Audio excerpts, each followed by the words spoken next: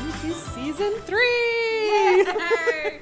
We are so excited. I'm Tosh Taylor. And I am Jenna Morton, and this is so exciting because not only are we launching our 3rd season of doing this podcast together, which brings us super duper close to getting to 100 episodes. Just got to put that in there because the first time we did an episode, I ended up by saying, maybe we'll do about 100 of these. And here we are. And here we are in the awesome, beautiful gazebo, Town of Riverview. This is just, it's so much fun because not only are we out in public, which is still a bit of a, novelty right now in the world. It's true. And if you're wondering, we have been in each other's bubbles the whole time. So that's why we're shoulder to shoulder. Yes. Yeah. Yes. And it's just, and we are here. We've got our fantastic crew from Rogers. And we are just so thrilled to be able to bring you guys these amazing videos and to keep going on location because I know if you're listening, you can't see that we are in the gazebo. But if you're watching us, obviously, you can tell. We have some other on-location episodes that are coming up in this season already. Maybe we'll tell you about them towards the end. Yeah, absolutely. But first, we got a lot of topics that we want to hit today. We only have 25 minutes, so we're going to get moving. Yes, because when we started this is what we always do. We just talked about whatever was on our mind. We will go back to having some more guests soon, but for today, we're just going to stick in our bubble. And I figure we'll start by asking Tosh, how is back to school going with your girls? Good. Our school, thankfully, everybody in the school went back on Tuesday. So it was fantastic.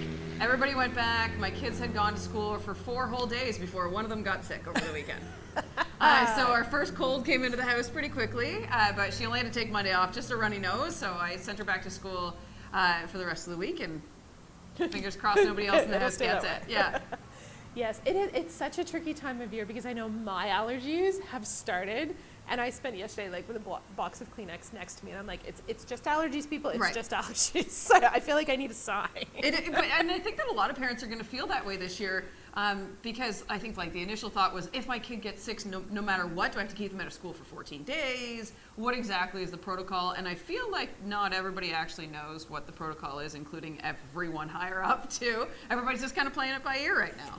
Yeah, and I think it's important for us all to have that little bit of understanding. And we want answers. Everyone wants answers. We want rules. We want structure, but we don't want too much of it. And we also...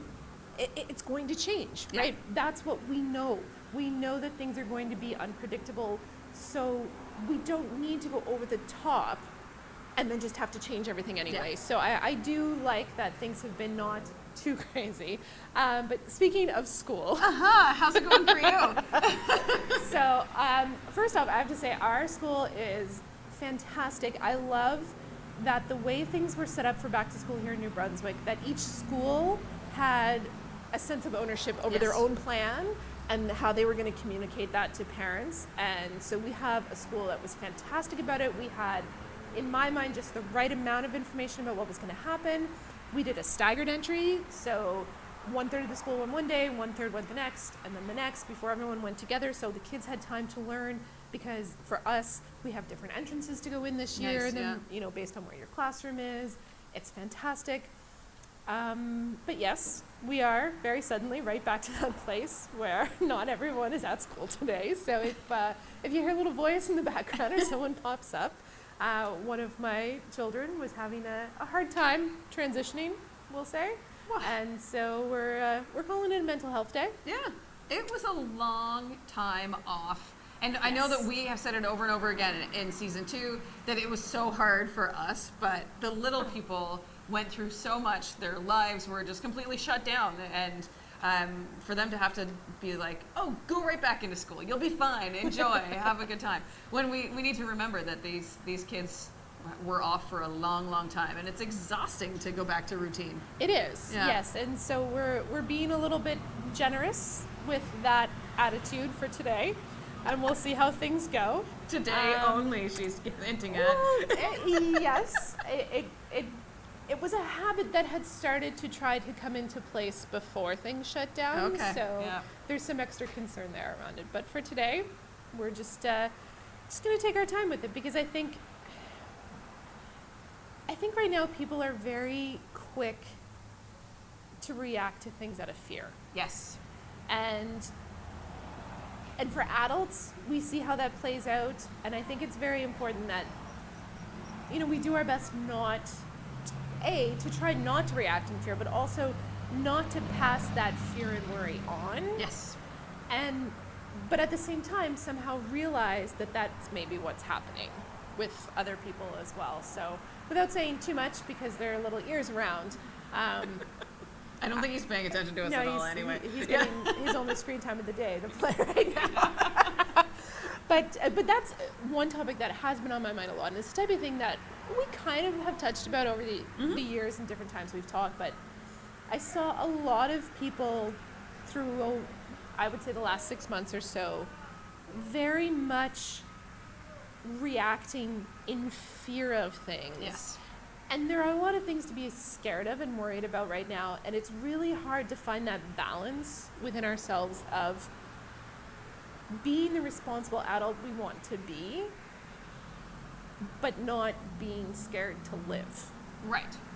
And then also not putting what you're scared of onto your children as well, which is something that we all struggle with, of course, because they walk into a room and you're chatting with your partner or whatever, and they pick up on the little bits and pieces and here and there. I am really bad for keeping my kids in the dark. I tell them nothing ever. Like, I don't want to tell them they're going to a play date in case that backs out. So they learn on the car ride over, things like that. So maybe my kids, I feel like, went to school a bit too naive as to what the situation is right now. But they seem to be faring okay. So I'm going to just go along with it. They think that the masks are cool. So if they're fine with it, then I'm fine with it. It's a new fashion accessory. Well, it just doesn't match my outfit. Does this face shield make my hair flat? I don't know. Yes. Yeah. Yes. Yeah, it's a very interesting conversation in our house right now about information in that sense, and how to know how much to tell people. And for me now, we're getting to the point where it's our 9-year-old, who's very smart and very good at understanding information and taking it in and trying to be very critical and reasonable about it, is very angry with me that I won't just let her watch the evening television news all the time.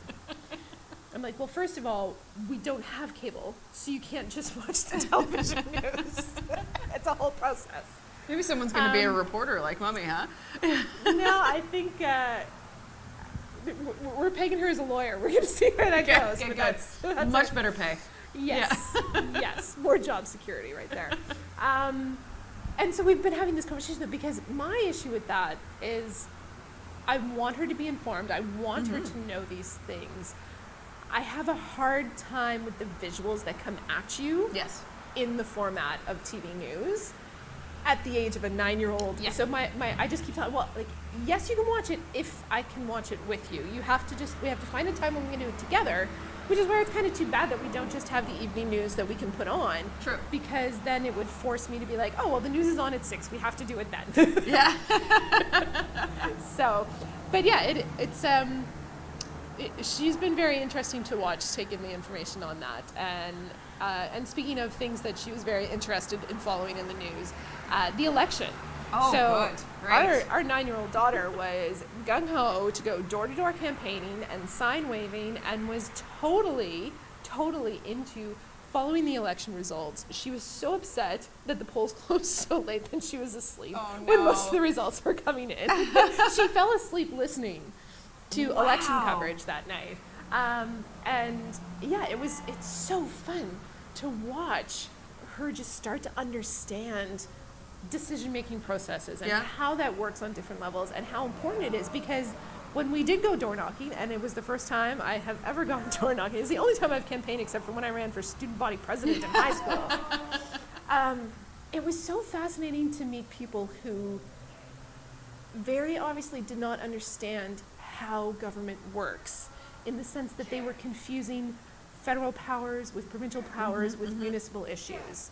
And so I think it's so important to have these conversations with our kids, and to have them with ourselves and with each other, because I think even as grown-ups, it can get pretty muddy as to who's in charge of what, and if you have a concern, where you're supposed to take that.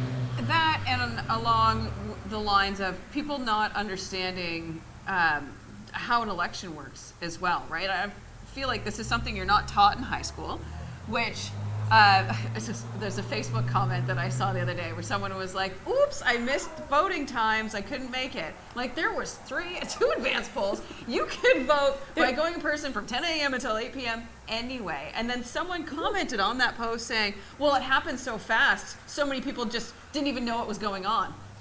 I'm sorry, what?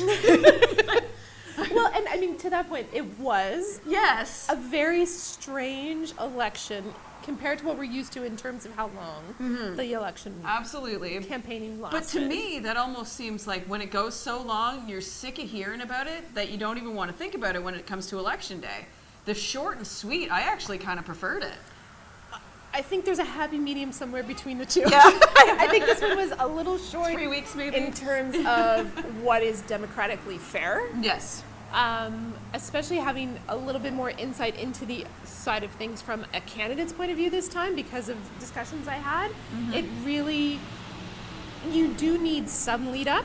Yes. And you need some time not only to have a candidate, actually nominated in your riding and go through all that process, and then to actually campaign. A lot of our ridings are so huge geographically, and even if they're not, even the ones that are condensed in urban areas still have roughly a similar amount of population in them. So to try to actually get out to the people, whether that's door to door or even to do a mail out, right? Like if you only have 3 weeks Yes. to find out you're running, to create some kind of pamphlet or flyer or something and get it out to all of the people that you could potentially represent. Doing that in 3 weeks is hard. The incumbent in the riding next to ours, because we live in this weird space where we get the information for 3 different ridings if people put them through the mail because of the way the mail routes are. So we got flyers after the election was over. Oh no. And and this was the incumbent. There was this is someone who very easily had the money, had the stuff already pretty much ready to go, and still within that 3-week window, it's hard to get everything out. So I think we need them to be a little bit longer than 3 weeks. Yeah, let's not go back to the ones that last months. No, I don't need to be looking at those signs for months. And that's actually one of the things that I dislike about the election process the most is the signage, is the pamphlets. And I understand, especially living in rural New Brunswick, that may be your only way of getting any information about them. But I just think that they're a waste and it's garbage. I think that you can do, the way that social media is nowadays, I feel like you can blast so much of it on the TV, across social media. I'm done with the garbage. I'm done. Don't send me stuff in the mail. It's gonna go in the garbage or a burn pile and I don't want it.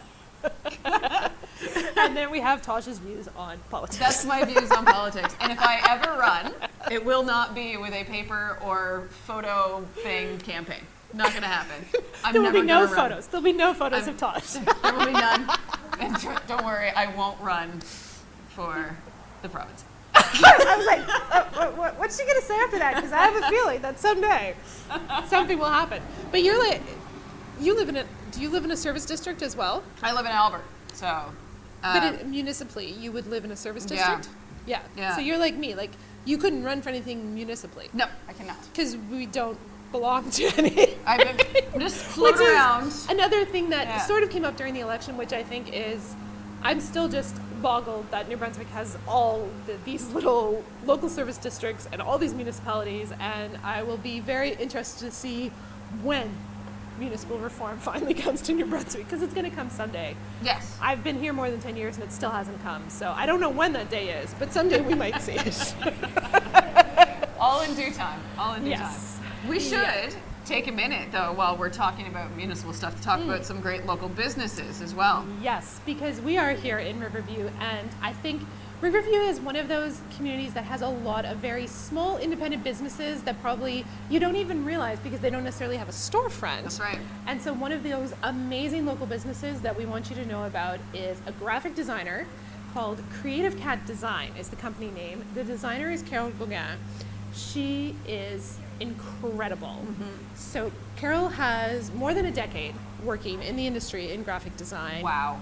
Her work is just amazing. Did you ever pick up The Sociable, the magazine that used to be at the liquor stores? Yes, of course. That was Carol's work. No She way. did the layout. She did the design. If you have those big scale projects that you need like some woof, you want Carol. If you want small things, she has, if you go to her website, she has dinosaur themed invitations for a birthday party for a little one. They are amazing, and everything, branding, all that kind of stuff. We've worked with Carol, and she is amazing. If you want to check her out, creativecatdesign.ca. You can find her at Facebook, you can find her on Instagram, and you will just be blown away. Anything small, large scale project, reach out, because she can help you, and then you're helping your community. Yeah, absolutely. And she's so easy and friendly to work with. We had a great time working with her, so we want to send you in her direction for sure. So you may hear, again, I can hear some little tidbits on the side over here. I don't know if it's picking up, but I can hear that we're playing some video games over here. So one other thing that I thought we might touch on, I'll try to do it this way and do it kind of quickly because I don't know how much time we have left. In the past, we've had some episodes where I basically just tell people to listen to podcasts that I think are really good. Same. And so I'm going to throw out a couple because that's something, over the past while, I've really gotten into binge listening to podcasts. Well, you know what? Podcasting is something that I do on the side, obviously, and podcast listenership over the pandemic increased like 40 some odd %. Oh, it's been ridiculous. It's amazing. Mm-hmm. It's so good. And there are so many, I will say this, podcasting is like children's books. There are so many high quality, amazing, pass them down, pass them around podcasts like there are children's books. There are just as many, oh my goodness, who put this out there? How does this exist? Bad podcasts like there are children's books. Yeah. Okay? Yeah. I'm going to put that out there. So my bar for a podcast is like really high because I really understand what a good one should sound like. So are you thinking like, what's high for children's book? Are we talking Dr. Seuss compared to the Wonky Donkey? Or I haven't read the Wonky Donkey. I feel like the Wonky Donkey's even still like up there right now. I'm talking about like some of those you're like, did this get like Google translated? What is this? Those kinds. Okay. All right. I've heard some podcasts like that where I'm like, I start listening, I'm like, no. So some of the ones that, if there's one that has been out longer than we have. Yeah. They are almost to their 200th episode now. It's called Reply All. It's put out by Gimlet Media. It's so much like some of the stuff that I used to do back in the day with a friend of mine when we would produce stuff. They do this really cool segment. It's all kind of pop culture-y. They break down things and explain them in a really good investigative journalistic type way, but very funny, very conversational. One of the best things they do is this bit called Yes, Yes, No. Oh. And so every few episodes they'll do a yes, yes, no, where the two hosts, Alex and PJ, bring in their boss, whose name is also Alex, and he brings in like a tweet or something that's going around on the internet. And he's like, I don't understand this. You young people tell me what this is. And so they go around the table. Do you understand? Yes. Do you understand? Yes. Do you understand? No. Yeah. Yes, yes, no. And so then they break down these things, and some of them were things that I'd seen go by that I hadn't fully understood what that meme was about. Right. And they break it down, and it's fantastic. It's so good. So yeah, listen to all their episodes. Okay. But in particular, what I wanted to talk about, there was one where they handed it over to a producer, and they let him have 3 episodes to talk about the Democratic Party in Alabama. And it was absolutely fascinating. I listened to it as I was walking around the loop lately as I dropped the kids off before school. And within the Democratic Party of Alabama, there was this huge blowout, and it became this fight for the party. Okay. And it came down to a very much along racial divide, and very much became a feeling of us versus them for the people within the Democratic Party, who you would think would all be us, right? Yeah, we're all together in this party against the Republicans. And listening to the people who were within the two sides of this party talk about it with the producer, I couldn't help but think about some of the things that were happening in our election and the history between the English and the French in this province, and the way that how easy it is to forget how deep some of those hurts go. Mm-hmm. Yeah. And it was so fascinating. There's a truck going by. Big truck. But it was so fascinating to hear and to think about the fact, like, just how recent some of these things that we think of as history were. Yes. And to see how far we've come, but at the point where now we need this next reset. And so you can see that happening, you know, in the US and to some extent here in Canada with different, you know, different groups. And so I think it's something that obviously is going to be a big topic in the future and going ahead. But this one particular episode, this series of episodes, just, it really made me want to learn more about what has happened here in New Brunswick in the past, because some things came out during the election as well that you were like, oh, I didn't live here through the core party and this and that, and it was like, okay, now I'm starting to understand a little bit more some of these strange divides, because as an outsider having moved to New Brunswick, the political landscape here, it's a bit wonky to me. Yes. And I'm still trying to understand it. I agree, like obviously on the same level as you, not being from here originally. This time, it's a lot more. Things we didn't think of before we decided to do it. But I was just hopeful it was going to be okay. Anyway. Either way, I agree. Things are a little bit wonky here in New Brunswick, but Jenna and I are here to help you save it. Yes. So you can bet that will be something we will talk about more this season. And speaking of that, because we're going to wrap up this episode, some of the other things we have coming up this season. So fun. So fun. You will see us talking with our friends at Belleville Orchards and at Scow, and I can't wait because I have been living off of Scow. We are going to go and chat with our friends at MacArthur's Market as well. We've got lots of plans for season 3. Oh yes, there are going to be some fantastic stories that we share, and it's such a treat to get to be able to have this chance to tell those stories and to understand where we live and where our kids are growing up, and that's really what this is all about, right? Exactly. Sometimes we kind of go off and we just tell you what we think about politics in school, but really the point of all of this. Other times we help you learn about people that are in your province as well, because the majority of these people and businesses that we're talking to are right here for you to enjoy. Yes, and it's so important that we understand those stories and we celebrate those stories. And so we're going to take the kids out to Belleville Orchard. Actually, just after we film this, pretty much. Yes. And then we are going to be there, and it's just, it's very, very exciting about some of the things we have planned and some of the guests as well that we have. And if you have a story that you want us to, look into, if you have a story to tell, please reach out. You can find us. I'm on social media at Pickle Planet Moncton. You can find me on Instagram, Facebook, on the website. And you? I'm everywhere. But same thing, tosh.wood.taylor, Facebook, Instagram, Twitter, all that jazz. And my website's thepodcasthub.ca. Yes, so if you have stories to tell, you have stories that you think we should tell, reach out, let us know. I can tell you, we've got the next couple weeks pretty planned out. But hey, we plan on doing this, for the whole season, which to us is the school year. So, you're going to hear a lot from us. Yep. Enjoy. Thanks for watching and listening to today's episode.